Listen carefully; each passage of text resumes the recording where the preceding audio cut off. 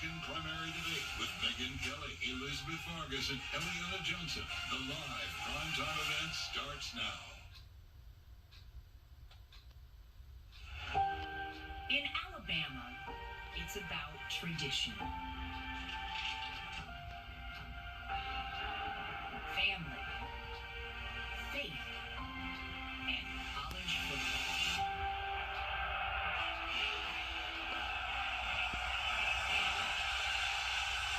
But on this night, the final showdown of the year moves to a new stage on America's newest cable news network. 40 days before the Iowa caucuses, millions of votes are still up for grabs. And 4 candidates are fighting for every last one of them. Who could catch fire and shock the political world? 2024 is do or die for us. We're not getting a mulligan on this. Governor Ron DeSantis. We have to have a new generational leader. Former Ambassador Nikki Haley. You're either pro-American or you're anti-American. That is the choice we face. Vivek Ramaswamy. We deserve better character in the White House. Former Governor Chris Christie. Live on News Nation. News for all America. The lights are on. The field is set. It's game day in Alabama. And who knows what the tide will roll in.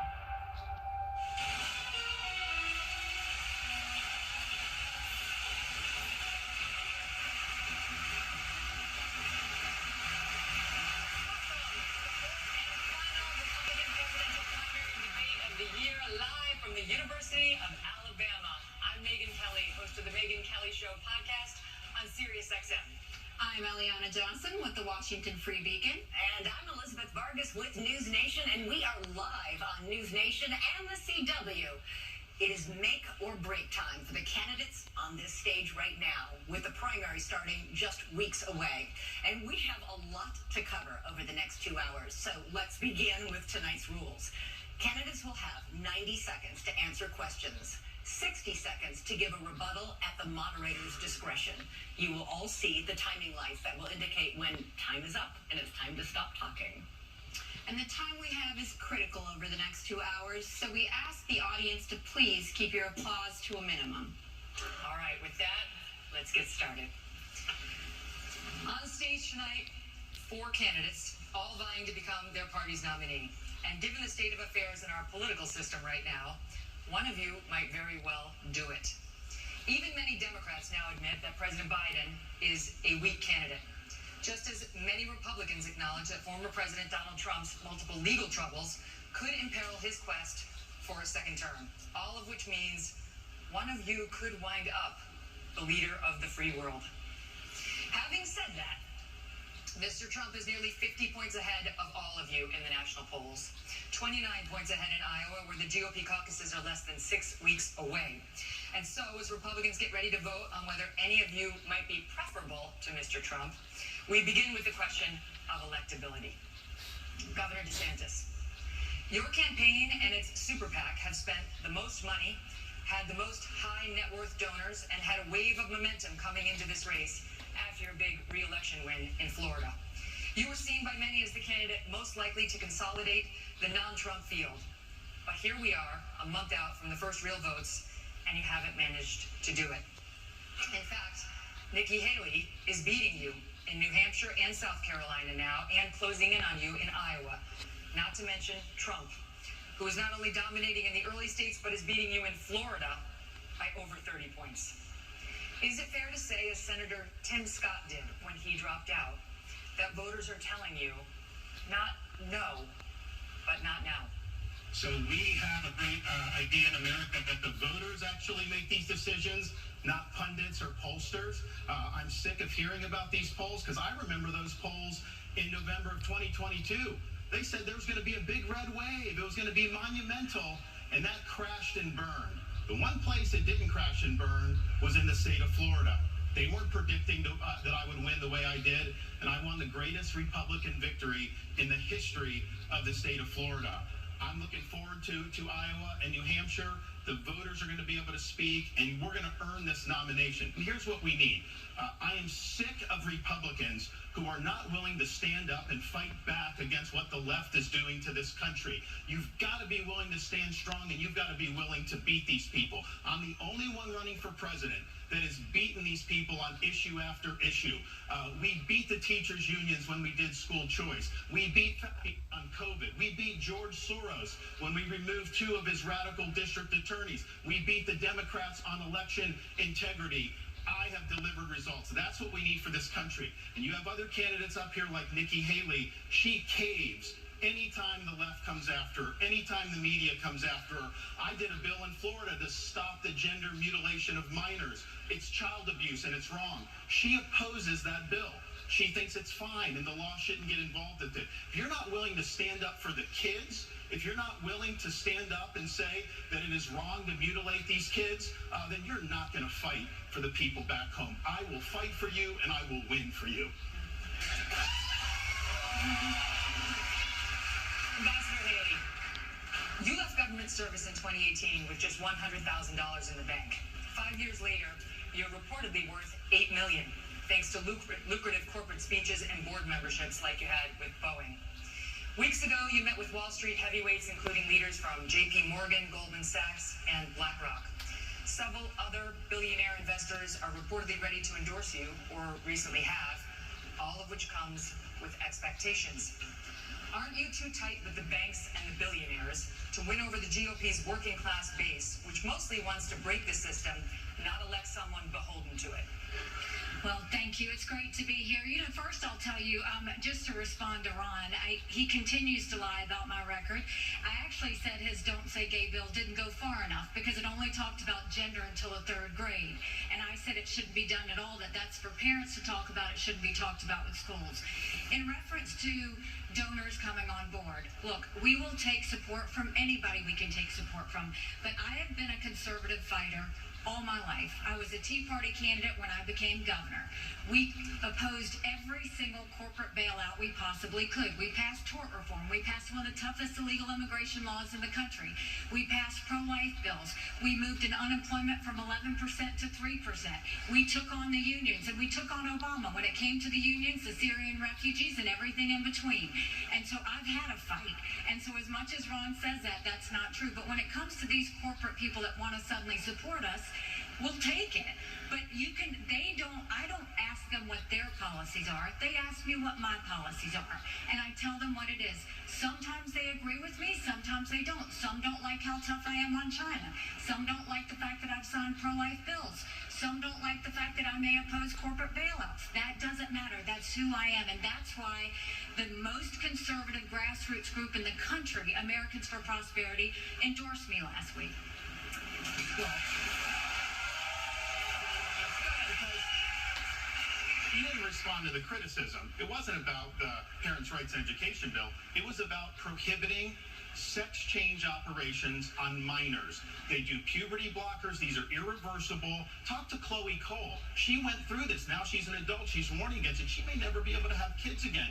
That is what Nikki Haley opposed. She said the law shouldn't get involved in that. And I just ask you, if you're somebody that's going to be the president of the United States and you can't stand up against child abuse, how are you going to be able to stand up for anything?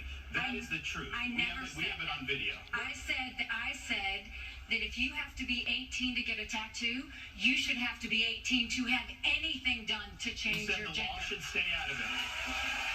We're going to get to this in more detail later. Let's finish with electability, but trust me, we're coming back to this issue. Mr. Ramaswamy, for months, you campaigned as a unifier. Then you stood up at the first debate and attacked all of your competitors as bought and paid for. The second debate, you changed your tune, saying, these are good people on this stage, admitting you can come across as a bit of a know-it-all and rejecting the practice of personal insults. By debate number 3, you called Nikki Haley corrupt, accused Ron DeSantis of wearing high heels, and told Ambassador Haley she should keep a closer eye on her daughter. Can you see how this has led some to conclude you are not, in fact, a unifier, and to question your authenticity? Megan, I think there's a time and place for everything. We need somebody in the White House who absolutely is going to be a fighter when it counts. And I did say that there were some good people on that stage in that third debate. Doug Burgum was on that stage at that time, and I'll say that jokingly. Ron DeSantis is a good person, too. I want to go back, though, to Nikki Haley's comment from earlier that she is somehow not responding to the will of these donors. Nikki, you were bankrupt when you left the UN. After you left the UN, you became a military contractor. You actually started joining service on the board of Boeing, whose back you scratched for a very long time, and then gave foreign multinational speeches like Hillary Clinton is, and now you're a multimillionaire. That math does not add up. It adds up to the fact that you are corrupt.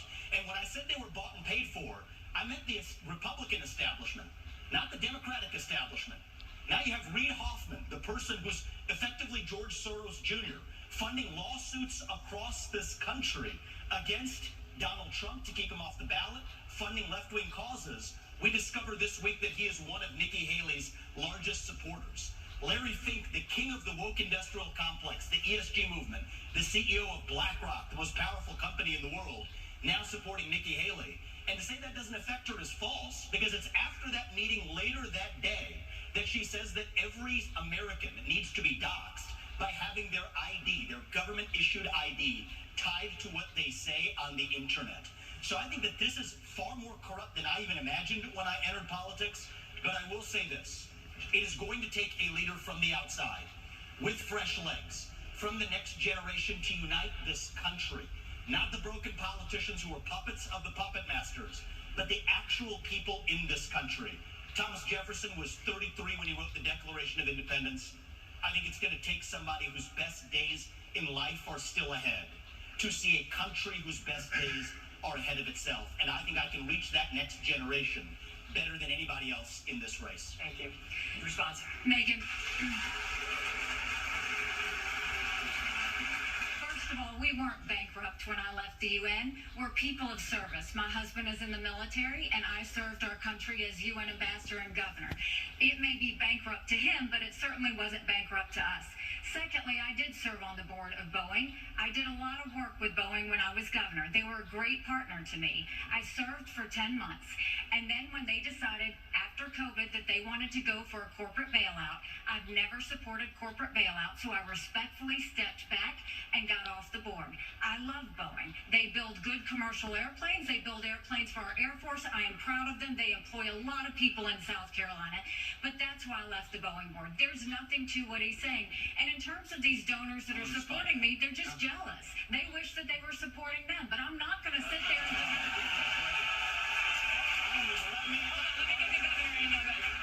and and Vivek, he wrote a book talking about ESG and these woke corporations and BlackRock. The idea that I want to do that in Florida, they were managing our part of our pension, and then when they did the ESG, I took $2 billion away from BlackRock. We took action.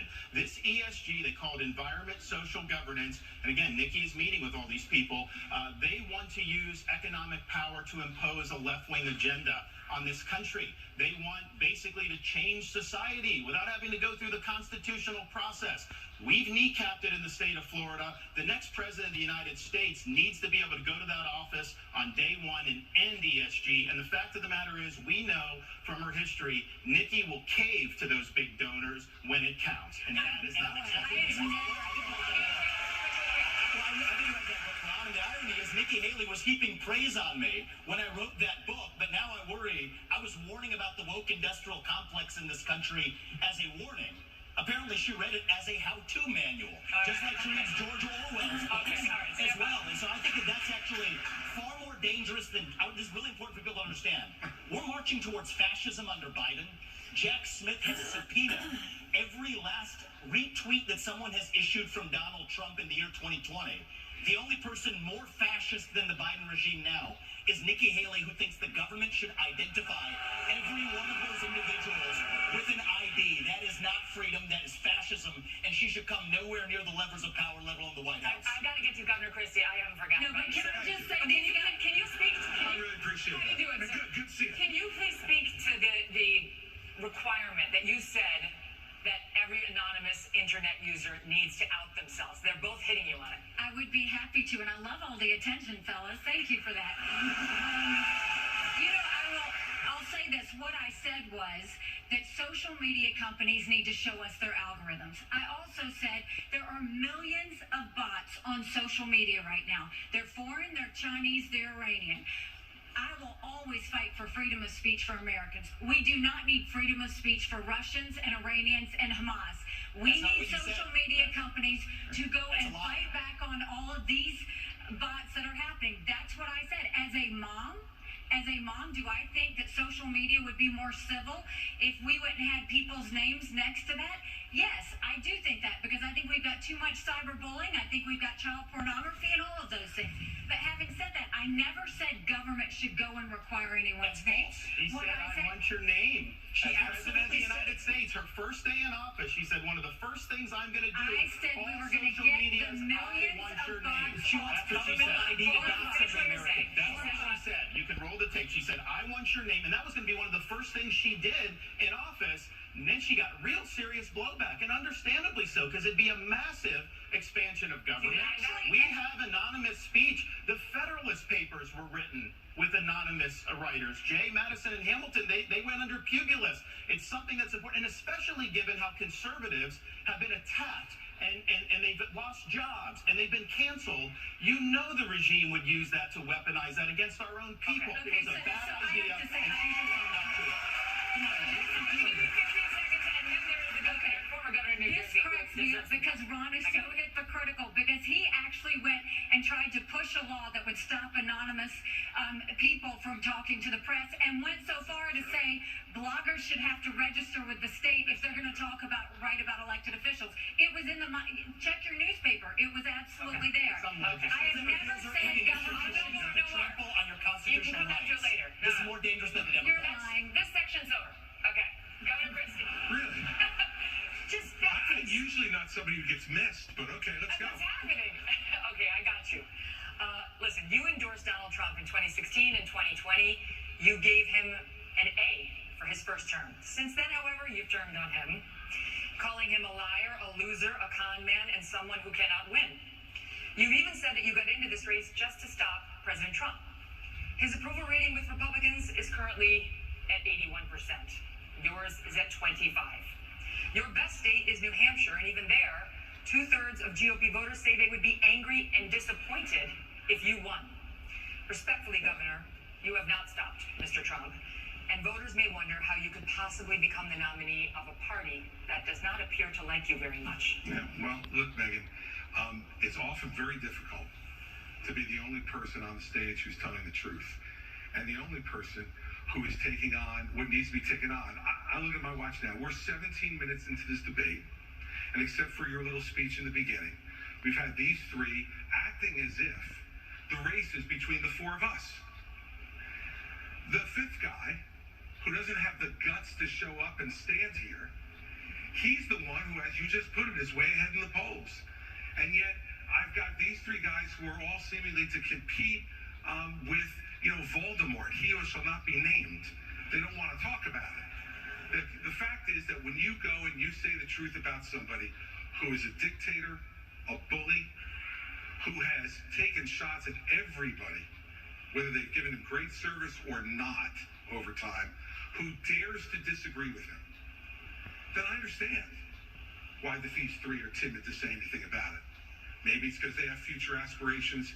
Maybe those future aspirations are now, or maybe they're 4 years from now. But the fact of the matter is the truth needs to be told. And for us to go 17 minutes without discussing the guy who has all those gaudy numbers you talked about is ridiculous. I'm in this race because the truth needs to be spoken. He is unfit. This is a guy who just said this past week that he wants to use the Department of Justice to go after his enemies when he gets in there. I mean, the fact of the matter is, he is unfit to be president, and there is no bigger issue in this race, Megan, than Donald Trump, and those numbers prove it. Governor Christie, we will be addressing that issue of Donald Trump in just a moment, but I'd like to first get to some questions on Israel. Governor DeSantis, tonight as we speak, the war is back on in Gaza. Israeli tanks are on the move and have surrounded the home of the leader of Hamas.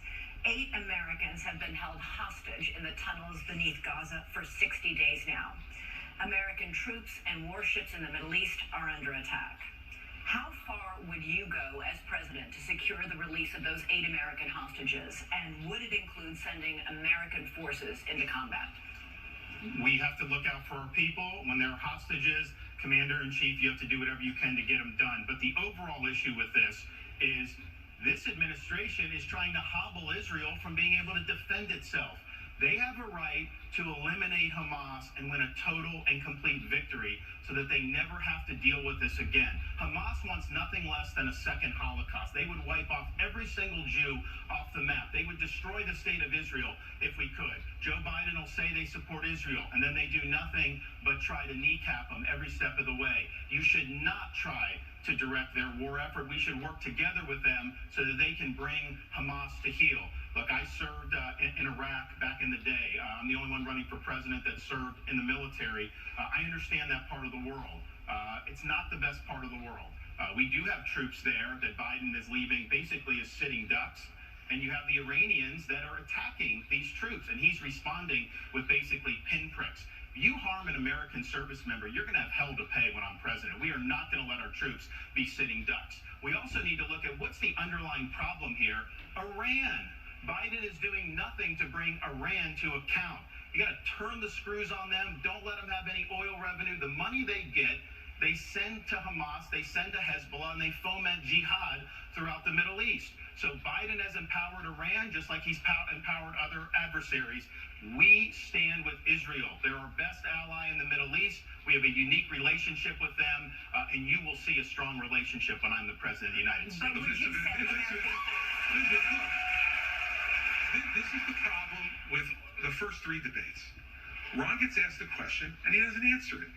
Your question was very specific. You said, would you send American troops as commander-in-chief? And he went on to this minute 30-second hosanna about his knowledge of the military and what we need to do, and didn't answer your question. Look, when you're president of the United States, you're not going to have a choice whether to answer that question or not. Your generals, your Secretary of Defense, your Secretary of State, your National Security Advisor are going to present plans to you. They're going to look at you and say, do we go or don't we, Mr. President? And you can't give a 90-second speech about your military services. So would you send American troops in to rescue those hostages? Absolutely. If they had a plan which showed me that we could get them out safely, you're damn right I'd send the American Army in there to get our people home and get them home now. And I'll answer that question directly. Thank you, Governor Christie. Mr. Ramaswamy, you have said it was irresponsible for Ambassador Haley to call Hamas's terrorist rampage an attack on America and for her to, quote, rabidly shout, finish them, end quote. The Hamas terror attack left dozens of Americans dead and was the deadliest attack on Jews since the Holocaust.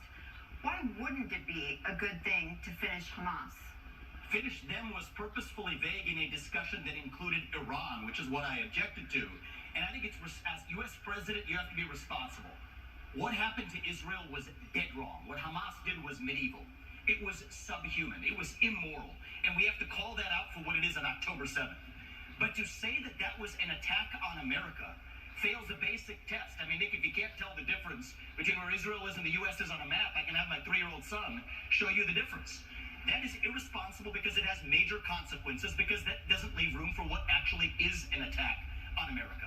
So I believe I have the strongest pro-Israel position actually on the stage, even though it's a little bit different than the standard GOP talking points. And it is this. The founding vision of Israel, David Ben-Gurion, the George Washington figure of Israel, what did he believe? He believed that we don't want, as Israel, to depend on the fleeting sympathies of the West and have our hands tied. I think Israel has an absolute right to defend itself to the fullest, without the U.S., the UN, or the EU, or anybody else second-guessing their decisions, as the Biden administration, guess what, is now starting to do. I think that's a more deeply pro-Israel position than anybody else, and it keeps the actual lines of accountability clear because it is a pro-American position. And as leader of the United States of America, just as a father of 2 sons, my sole moral duty is to my family. As your next president, my sole moral duty is to you, the people of this country.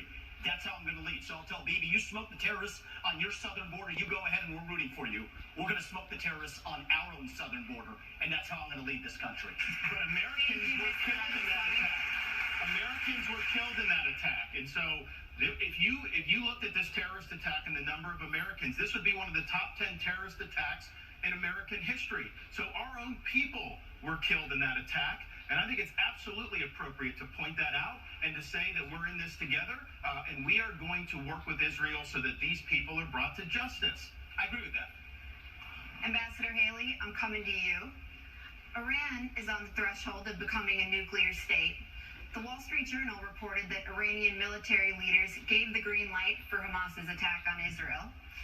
You said in last month's debate that, by contrast to the Biden administration's approach to Iran, you would, quote, punch them once and punch them hard. Were you saying that it's time to bomb Iran? No, I was not saying it's time to bomb Iran, but I will tell you, I dealt with Iran every day when I was at the United Nations, and they only respond to strength.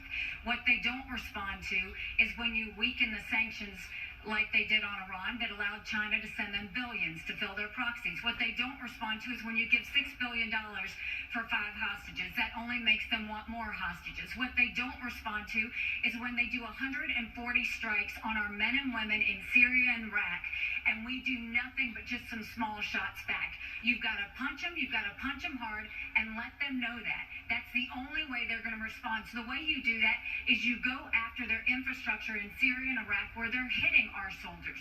That's what you do, and then that's when they'll back off. The problem is you have to see that all of these are related.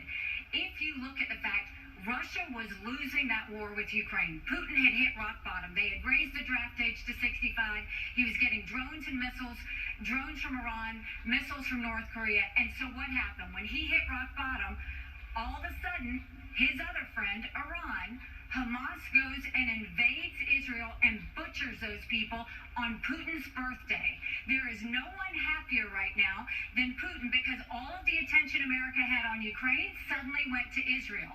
And that's what they were hoping is going to happen. We need to make sure that we have full clarity that there is a reason, again, that Taiwanese want to help Ukrainians because they know if Ukraine wins, China won't invade Taiwan. There's a reason the Ukrainians want to help Israelis because they know that if Iran wins, Russia wins. These are all connected. But what wins all of that is a strong America, not a weak America. And that's what Joe Biden's given us. I want to say one thing about the tide in Ukraine, if I may. So foreign policy experience is not the same as foreign policy wisdom. I want everybody at home to know that I was the first person to say we need a reasonable peace deal in Ukraine. Now a lot of the neocons are quietly coming along to that position, with the exceptions of Nikki Haley and Joe Biden, who still support this, what I believe is pointless war in Ukraine. And I think those with foreign policy experience, one thing that Joe Biden and Nikki Haley have in common is that neither of them could even state for you 3 provinces in eastern Ukraine that they want to send our troops to actually fight for. Look at that. This is what I want people to understand. These people have, I mean, she has no idea what the hell the names of those provinces are, but she wants to send our sons and daughters and our troops and our military equipment to go fight it.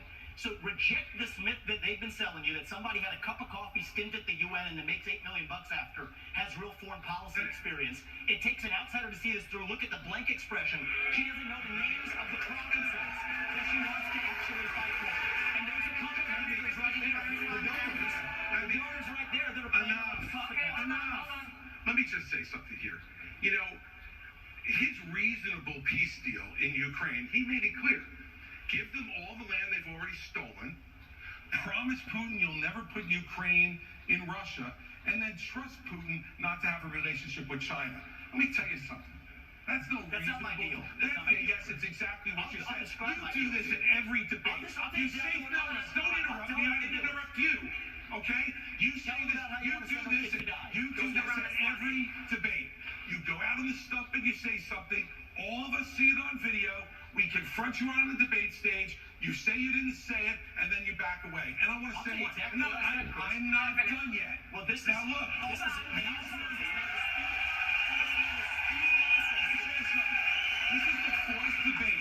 the fourth debate that you would be voted in the first 20 minutes as the most obnoxious blowhard in America.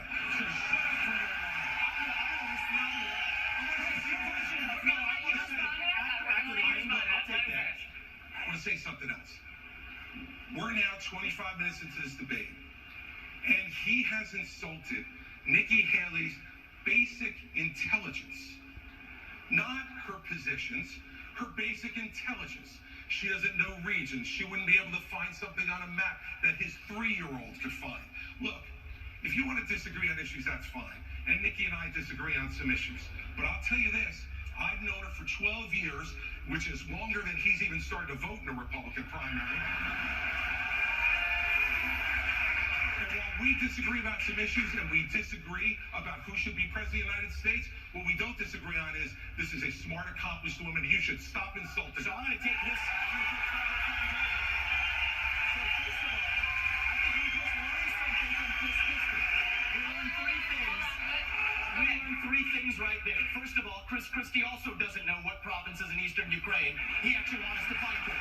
Chris, your version of foreign policy experience was closing a bridge from New Jersey to New York. Yeah. So do everybody a favor, just walk yourself off that stage, enjoy a nice meal, and get the hell out of this race. When it comes to Nikki, I think if you're going to actually send your sons and daughters to go die in somebody else's war, excuse me, Chris, I'm speaking, and I'm not done yet. I haven't heard the time when you want to we're going to be done. So listen up to this. Is if these people want to send your sons and daughters to go die in Ukraine, they've been arguing for it for a year.